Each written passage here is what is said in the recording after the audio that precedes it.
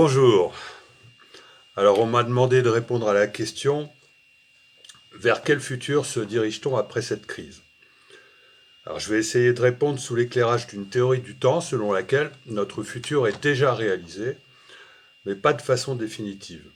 Vous devez savoir que le futur déjà réalisé, c'est une théorie tout à fait sérieuse et même dominante en physique. C'est la théorie de l'univers bloc. Mais la question qui fait encore débat, c'est de savoir dans quelle mesure le futur pourrait encore changer en fonction de nos choix. Donc il y a deux grands points de vue là-dessus, suivant qu'on croit ou non au libre arbitre. Est-ce que le futur est figé et que nous avons un destin impossible à modifier, comme le propose par exemple le physicien Thibaut Damour, ou est-ce que le futur est déjà là, mais assez peu configuré pour qu'on puisse encore l'investir avec des idées, des projets, des représentations, des désirs, comme l'envisage le physicien Étienne Klein? Admettons que les deux soient vrais, c'est-à-dire que par exemple le futur change, mais qu'il reste ensuite figé pendant un moment. Dans ce cas, il faut bien que le nouveau futur nous influence pour nous conduire vers lui, et il est probable que l'ancien résiste. Il y a donc forcément un moment de bascule. Mais cette bascule n'est possible que si le passé ne nous oblige plus à sans cesse le répéter. Et justement, aujourd'hui, avec cette incroyable crise où tout s'arrête, l'influence du passé a été stoppée net, laissant donc place à l'influence du futur. Or, la signature de l'influence du futur, ce sont les coïncidences.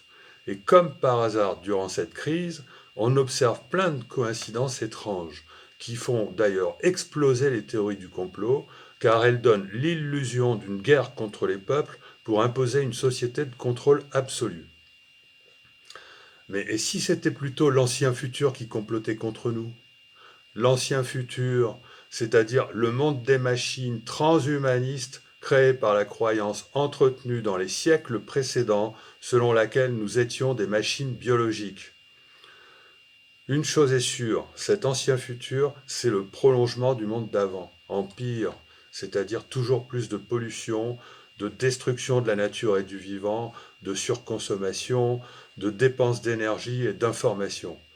C'est aussi l'aliénation de l'être humain à travers les technologies liberticides qui veulent s'imposer à nous aujourd'hui. La 5G avec les objets connectés, le traçage de la population, la surveillance par drone et le puçage humain. Savez-vous ce qui va nous arriver si on met le doigt dans l'engrenage du puçage? En tant que spécialiste de l'intelligence artificielle, je peux vous assurer que vous serez nuit et jour surveillé par des programmes qui sauront à tout moment tout ce que vous êtes en train de faire et avec qui.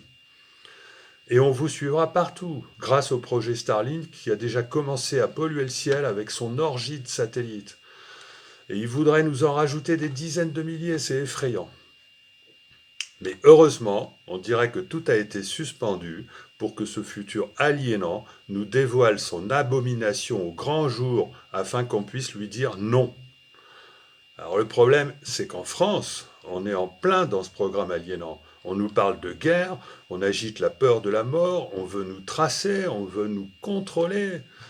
Quelque part, c'est logique, hein, car la France est le pays qu'il faut plier en premier, car c'est le plus récalcitrant. On l'a vu avec les Gilets jaunes qui ont été violemment maltraités. Notre France est clairement instrumentalisée en priorité par le futur transhumaniste pour y conduire ensuite le monde entier. Mais rassurez-vous, grâce au coronavirus, il ne s'agit plus que d'un ancien futur, qu'on appelle dorénavant le futur, parce qu'il est foutu, ou que nous y serions foutus.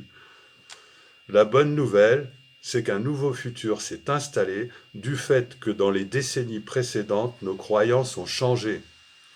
Beaucoup de choses nous ont démontré que nous avions une âme et que notre conscience n'était pas le produit du cerveau. Nous nous dirigeons ainsi aujourd'hui vers ce nouveau futur qui est celui de l'éveil de la conscience mais aussi de la résistance. La France est le meilleur pays pour résister afin d'expérimenter ce nouveau futur.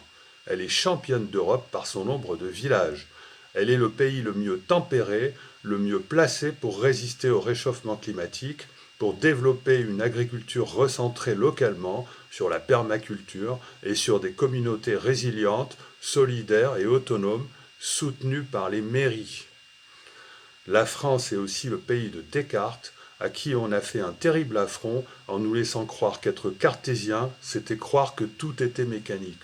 Or, Descartes avait conservé la transcendance. Je n'arrête pas d'expliquer scientifiquement pourquoi ce n'est pas la mécanique qui détermine le cours des événements, pas plus que les cigognes ne nous ramènent les bébés. Ce sont nos pensées, nos émotions, captées par notre soi en miroir de nous-mêmes, à travers d'infimes vibrations de l'espace-temps ou des dimensions supplémentaires. On en a des preuves à travers toutes les découvertes qui démontrent que l'espace, le temps et la matière n'existent pas tels qu'on les perçoit, que l'espace lui-même n'est pas dissociable de la conscience. On en a des preuves à travers des expériences de test de la théorie du plus grand physicien de la planète, Roger Penrose, qui nous dit que la conscience est de nature quanto-gravitationnelle. On en a des preuves à travers un tas de phénomènes directement liés à la conscience, comme les synchronicités, le pouvoir de la méditation, les expériences de mort imminente et sortie de corps, les ovnis et les perceptions extrasensorielles, etc., etc. La liste est longue. On en a des preuves à travers une définition de l'existence de l'âme devenue rationnelle, un système immatériel de coordination quantique et atemporelle du vivant, capable de rejeter son excédent d'entropie et de survivre à la mort physique.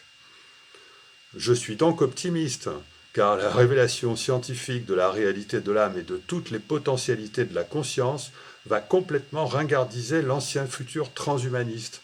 Cet ancien futur essaie de nous faire peur, car la peur est une vibration émotionnelle qui nous ramène vers lui, à l'opposé de la joie qui nous emmène vers un nouveau futur profondément humain et solidaire. N'oubliez jamais qu'au sein du multivers, le futur que nous allons vivre est adressé par nos pensées transférées par la vibration de nos émotions. Plus nos vibrations sont élevées et subtiles, plus l'adressage est puissant. C'est mathématique. Si vous ne voulez pas du transhumanisme, soyez lucide et sachez dire non, mais sans vibrer ni la peur ni la violence. Vibrez plutôt la joie et la puissance de l'être souverain et confiant qui sait que ce futur ne passera pas par lui. Vibrez des projets solidaires, autonomes et résilients qui valorisent la nature au lieu de la détruire. Rêvez de rejoindre des initiatives innovantes et créatives en allant vous installer dans les campagnes. Mais n'oubliez jamais qu'on ne crée pas son futur avec son mental, mais avec son cœur. Je vous remercie.